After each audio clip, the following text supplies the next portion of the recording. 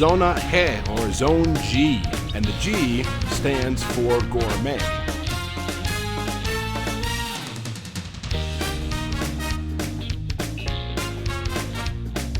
Notorious foodie neighborhoods in all of Bogotá, a city that is known for being a great foodie city.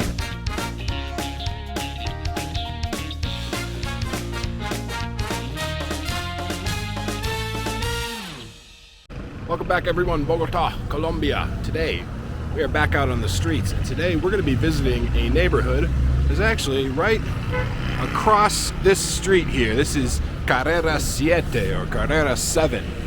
And right on the other side of that street is the neighborhood of Zona G or Zone G, and the G stands for Gourmet. And that is because this is one of the most notorious foodie neighborhoods in all of Bogotá, a city that is known for being a great foodie city around the world. So we're gonna go over there, we're gonna check out a few different restaurants and see what we think. So come along. Thanks for clicking on the video. If you want to help out the channel and help it grow, I really would appreciate it. Click on the like button down there, the subscribe button, and the little bell next to it to be notified for when new videos drop. It really helps the channel grow because it's going to help the YouTube algorithm recognize this content and spread it to other YouTube viewers. If you'd like to support the channel monetarily, I would appreciate that as well. You can leave a super thanks by clicking this thanks button here and give a small donation to the channel. I appreciate your support. So back to the video, enjoy. Now before we go over there, of course, Colombia has delicious food, which would be considered like Colombian food, right? Traditional food, home-style food that you would get here in Colombia. And have I eaten some of that? Yeah, definitely. We've had arepas and delicious sopas and things like that. But in this video, I wanted to try out some restaurants of different types of cuisines, and that is because Bogotá has a reputation for being, a big metropolitan food city, where not only are you going to get delicious Colombian food, but you're going to get delicious food from all different types of cuisines, right? Like Italian food, Japanese food, all different kinds. And we're going to try a few different kinds in Zona G, Zone G over here, because there are a lot of different types of restaurants over there. I've been looking and doing my research to try and find the ones that we want to visit. And the first one we're going to go to is just across the street on the next block. So here is the place. It is La Coa. La Coa. It is a barbecue restaurant. It's in this quaint little building here. And I think this is actually like American style barbecue. It's here on Smoke Street. They have pulled pork, beef, ribs, chicken. It looks delicious. It is a little bit empty right now because I'm actually arriving a little bit late for lunch. But I'm hoping it's going to be delicious. Let's go check it out. So just going into this place, I already knew the barbecue was going to be good. The interior, a cool, industrial chic design. The menu, a very simple, limited menu, focusing on meat and sides. They had pictures of cartoon pigs with, cute little slogans about barbecue. They had shelves inside the eating area with the wood that they used to smoke the meat, with little tags on each shelf telling you what kind of wood it was. And each one of the tables had a little bottle of barbecue sauce on it. I knew I was in for some good barbecue. So, looked at the menu, decided to get ribs. Ribs with 2 sides. They gave me a little buzzer. I went to sit down at my table. They brought the beer that I ordered as well. And I took a look around and thought to myself, man, it's pretty brave to have an entirely outdoor eating area in Bogotá where it rains so much. But it was all covered and they had some heaters, so for the cold nights, keep you warm while you're eating. And the area where we were sitting was pretty nice and covered, and it wasn't raining when we were there, so I guess that worked out in our favor. But they brought us this delicious looking meal.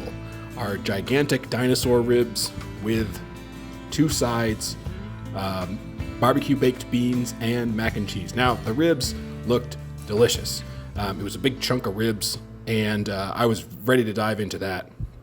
The barbecue baked beans also looked really, really good.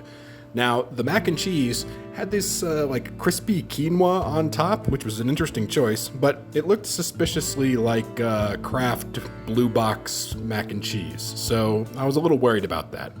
But, of course, what do you do when you get barbecue? Well, you grab your barbecue sauce bottle and you drench everything in barbecue sauce, which is exactly what I did.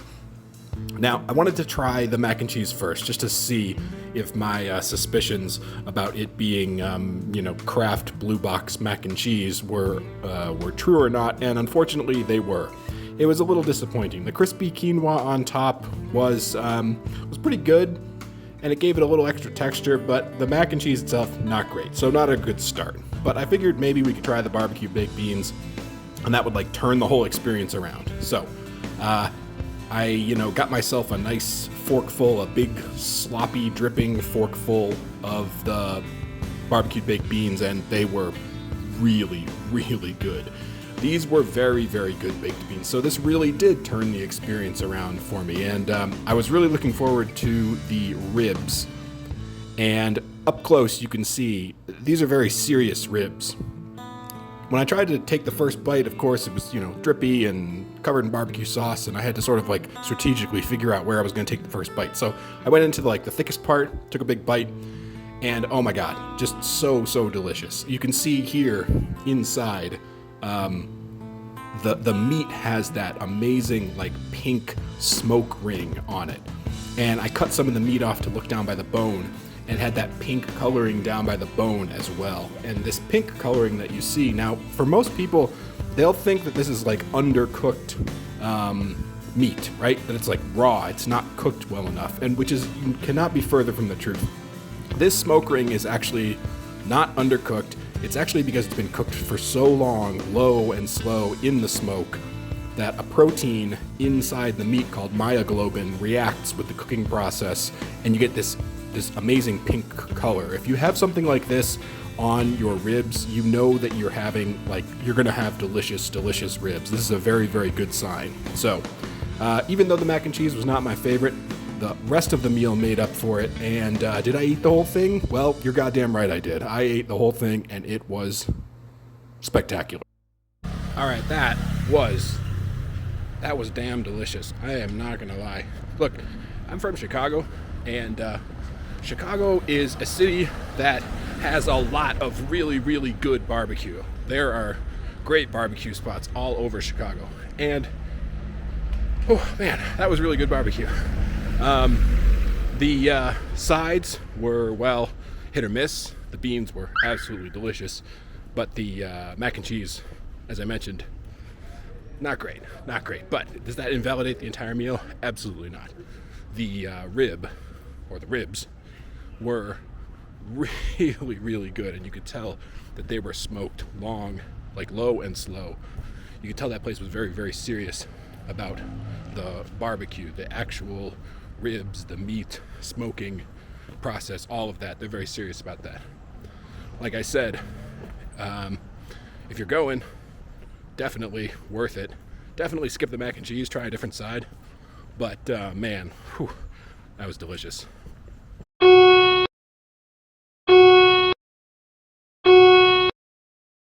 All right, so we are here right across the street from the next spot that we are going to visit, and that is El Árabe. This is a Lebanese restaurant, and man, I've been on this trip for a while, and I haven't had Lebanese food the entire time. I haven't even had any food similar types of food from the region, from that Eastern Mediterranean region, and man, I've really been craving it. So I'm really glad this place is here, and we are going to check it out and get ourselves a nice, delicious lunch. First off, a very classy interior design. I really liked that. It's nice to go into a place that has a classy design like this.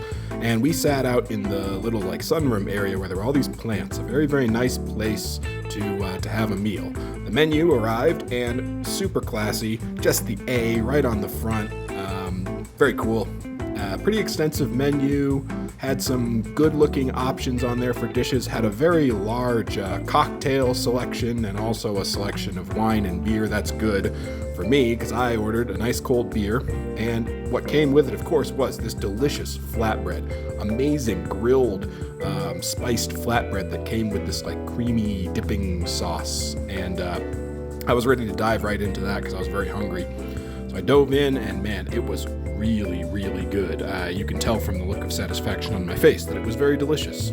My appetizer arrived, which I had falafel. The falafel was very, very crispy. Came on this like little bed of salad. Broke it open. It was soft and fluffy inside. Perfect falafel. Gave it a go with the dipping sauce that came with it, like a little tahini. It was really good. Very, very good falafel. Crispy on the outside, fluffy, almost creamy in the middle, delicious. It came with this bed of salad too, which was nice. I had a little go at the salad as well for some vegetables. And then the main course, kofta. I love kofta. And this kofta came with a fattoush salad on the side, and it looked so good. I dove right in, and it was probably some of the best kofta that I've ever had in my life. It was really, really good. Top notch. The fattoush salad as well was very good. It had these little croutons on top for a little like extra texture. I would say overall this place, El Arabe, was probably one of the best places that I've been, not just here in Bogotá, but in my entire trip. Very, very delicious place. Excellent restaurant. All right, literally sitting right across the street after that delicious meal, because I got to talk about it right away. I'm very full. It was really, really good. When I decided to order the falafel and the kofta, I wasn't sure I was going to be able to finish it all, but I did because I'm a fat pig, and it was delicious. Man, what do I say about it? It was really, really good from top to bottom. That place inside, the interior is like very nice, like very classy and kind of tasteful interior design. It's a good environment. The front area where we sat in the little the little like sunroom area had all those plants around. It's a very, very nice environment to have, but to have a meal. But the food was really, really spectacular. The bread first was delicious, like grilled, flaky but soft, spiced really well, not over-spiced. I liked the falafel. It was very, very well seasoned, very tasty. Came with, of course, a little bit of vegetable salad underneath. Very nice. What I really liked about the salad specifically, and the salad that came with the fattoush salad that came with the kofta, was that like they used really fresh, good vegetables, ripe vegetables. The tomatoes, 2 different kinds, red and yellow, and also like very ripe and delicious. I find that a lot of times restaurants, everything will be good except like the salad, right? And they'll skimp and they'll use like underripe tomatoes and stuff like that. But this place, right on the money. The kofta was so good. Probably one of the best that I've ever had. What I really liked about it was so tender and like fluffy, you know what I mean? Like it was seasoned really well, but the meat was very tender. The mix of the meat and whatever else was mixed into it was very like light and fluffy. I think a lot of times kofta is a little too dense for me, but man, no, that was right on the money. And the fattoush salad that came with it, really delicious. Had these like fried croutons on top. Like I said, the 2 different kinds of tomatoes, very ripe. It had like chopped mint in it that gave it a really like bright, fresh taste. Man, that place was really good. And as you can see, like I said, I'm sitting right across the street talking about it because I just wanted to talk about it as soon as I left that place. But very good. The service was excellent. People were very nice. 10 out of 10. Great place.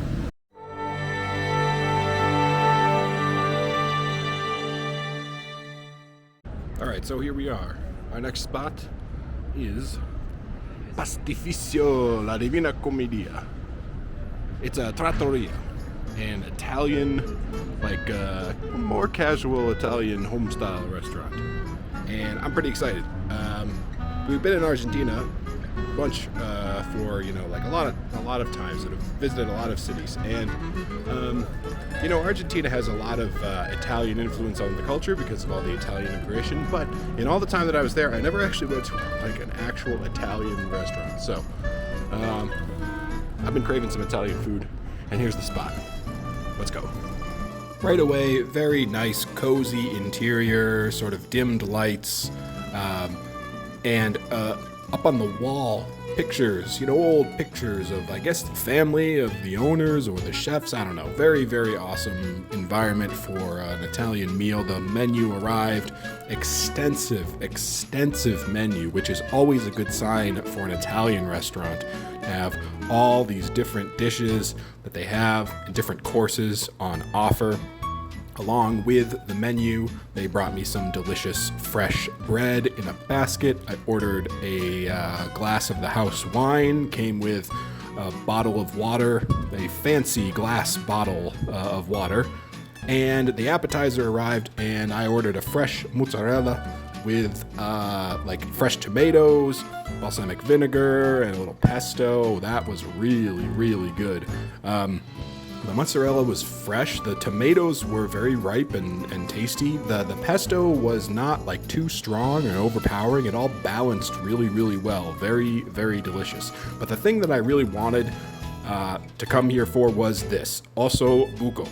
Osso buco is one of my favorite Italian dishes. It is so tasty, and it's not exactly super common in a lot of Italian restaurants. So I wanted to come here and check it out. It came with a side of like feta or like a pasta alfredo, which was a great size because I wanted a little bit of pasta, but not so much that I was going to fill up on it. So this was nice. The osso buco, I mean, look at it. It looks delicious. Look at how delicious this looks. So I dove in, and it did not disappoint. Osso buco is a slow-cooked meat dish, and the meat was just so tender. I mean, like fork tender. I had to turn the camera around just to show you all how fork tender this meat was. I mean, it's delicious. Like, it was a great dish from start to finish, and the pasta as well had to twirl that up and give it a go just to see, and it was good. The Alfredo sauce was not too overpowering, and like I said, a small portion was a nice, perfect balance out to the osso buco. This meal was very, very good. Excellent meal. Wow, that was very, very delicious. I had wanted to get Italian food for quite some time, and this place specifically I wanted to try out because when I had sort of done a little research about it, they had osso buco, which I got. And it was like everybody gave really good reviews of it, said it was really good. And osso buco, if you don't know, is kind of a hard dish to make. It's a slow cooked dish. It's especially hard for like a restaurant to make, right?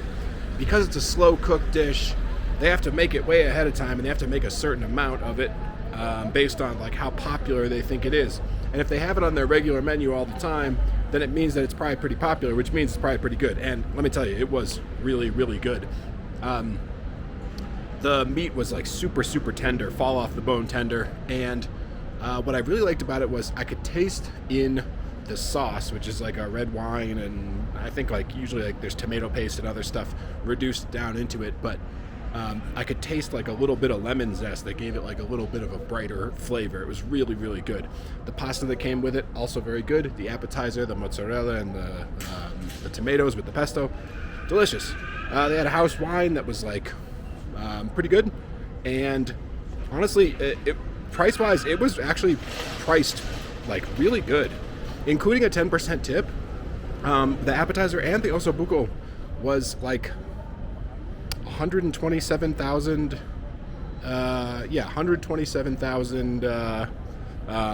Colombian pesos, which is like I don't know, like it's under $30, I think. It's not that expensive at all for the meal that there was. In fact, the osso buco itself was like 55,000 pesos, which is like $12 or $13. That's a really good price for such a delicious meal. So I recommend this place.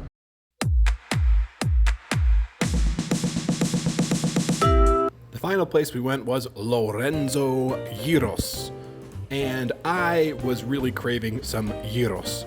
Now, This place was not like a super fancy place.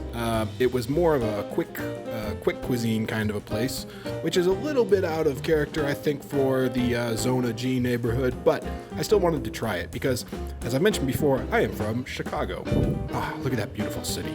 Anyway, in Chicago, there are a lot of Greek people, and there are a lot of Greek fast food restaurants. Pretty much every neighborhood in Chicago is going to have a place like this, where they serve Chicago-style hot dogs and Polish sausage and Italian beef, but they also serve gyros. One of my favorite places, this place, Nikos Gyros. And in these places that you have in pretty much every neighborhood in Chicago, you're going to get this, the Chicago-style gyros. It's very simple. It's gyros meat. It's on a pita. It comes with tomato. It comes with onion, and it comes with tzatziki sauce. None of this lettuce garbage, okay? If you see someone showing you a Chicago-style gyros and it has anything but tomato, onion, tzatziki sauce, and meat, well, you know exactly where you can put that thing, okay? So these places, like Nikos Gyros in Chicago, when you go inside, there's gonna be a gigantic meat cone on like a rotating spit grilling, and they're going to be like shaving off these delicious strips of extremely savory, flavorful, salty meat. I mean, it's hard to describe how flavorful this meat is. It's almost overwhelming. And when you go to these places, like, in any different neighborhood that you go to in Chicago, the taste of the meat is actually probably going to be pretty much the same in every one of these restaurants. And that is because there's basically one company that provides the gyros meat cones, and that's Kronos Gyros. They're basically like the gyro meat cone cartel of Chicago. And you're gonna go find these meat cones, you're gonna get delicious shaved meat off of them, and actually, in a lot of these restaurants, there is like marketing material that Kronos Gyros has provided, and it's these old, like 1990s weird, creepy gyros posters with like some model holding, a gyros and some slogan underneath, and they've been in the same spot on the wall for, ever since like 1995, and so they're all faded and like torn up, and they have scotch tape all over them, and they're super creepy. But look, if you ever go into a gyro restaurant in Chicago and you see one of these, you know you're going to get a really, really good gyros. That you're in for the delicious gyros experience if you see one of those. So when we came here to Lorenzo, was I expecting that delicious Chicago-style gyros experience? Not really. I mean, it's a very unique experience and unique to Chicago. I haven't really found it anywhere other than Chicago. Even in the United States, in other states, and other places, they do it all wrong. But this place, I still wanted to try, and went in, saw the menu board. They had 3 different types of gyros. They had a chicken gyros, they had a beef kebab gyros, and then they also had a pork gyros, which I have never seen anywhere. So I was kind of interested, but they did not have a giant meat cone spinning in the kitchen, which was a little disappointing. Sat outside here on the terrace. It was a little bit rainy, but we were covered, which was really nice. And they brought the menu. Pretty typical menu, it had gyros and it had some other things. They also had this like gyros bowls, which was interesting. I'd never seen that before.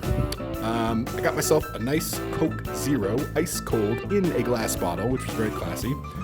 And I wanted to try the gyros, the pork gyros, because like I said, it was unique. I've never heard of it before, and I wanted to give it a shot. So I got a gyros plate, pork gyros plate. And it came with all of this. Now, I'll tell you right away, it was not up to my high standards of gyros. I will get the good things out of the way first. 1, it had the proper combination of ingredients: pita, meat, tomato, onion, and tzatziki sauce. None of this lettuce garbage, okay? So that's good. The fries were actually quite delicious, cooked perfectly, rustic style with the skin still on, and the tzatziki sauce was very, very good. Tartness of the Greek yogurt, the cool crispness of the cucumber, and some garlic flavor in there as well. Quite good. Now for the bad stuff. The pita was quite dry, and unfortunately, the meat was also quite dry and overcooked. And it was really not seasoned, like, at all. I was gonna say it was not seasoned well, but it was like not seasoned at all. It was basically flavorless, which is unfortunate because, like I said, the shaved gyros meat experience in Chicago, the meat is so flavorful. It's almost overwhelmingly flavorful. So I was very disappointed by that. But, you know, the meal itself was not that bad of a meal altogether. And did I eat the whole thing? Yeah, I ate the whole thing. Of course I ate the whole thing. And it was okay. The fries and the tzatziki sauce, I think, made up for the fact that the meat and the pita were quite dry and not very flavorful. The tomatoes and the onions were pretty good. But it really made me miss Chicago. It really made me miss Nico's gyros. It really made me miss the giant gyro cone and the creepy Kronos gyros faded 1990s posters. It made me miss the Chicago-style gyros experience. And that was unfortunate. It was an unfortunate way to sort of end off our testing of the Zona G restaurants.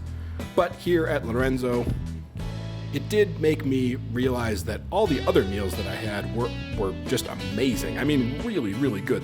The barbecue, the delicious barbecue from La Coa, with its, you know, funny slogans about barbecue and its cartoon pigs flying in planes on the walls and the delicious pink smoke ring just under the crust of the barbecued ribs. It's limited but spot on menu, focusing on the strengths of the restaurant and the team. Just great. El Arabe, probably the best of all the meals that I had in this video. Man, that classy menu, the delicious flatbread with creamy dipping sauce, the falafel that was perfectly crispy on the outside and fluffy in the middle, and that kofta. Probably some of the best kofta that I've had in my entire life, not gonna lie. Very, very good. The Italian place, man. Trattoria Divina Commedia. Excellent, classy menu with extensive number of dishes. That really tasty appetizer of the caprese salad, right? With the pesto and the balsamic vinegar, the fresh mozzarella and tomatoes. The delicious fettuccine alfredo, just a taste. And the ossobuco. Man, that ossobuco, I'm still thinking about it right now as I'm recording this voiceover and editing this video. The ossobuco was so tasty. And all of these meals, you know, like I said, they were all delicious. I really, really enjoyed all of them. Even the last meal was pretty good.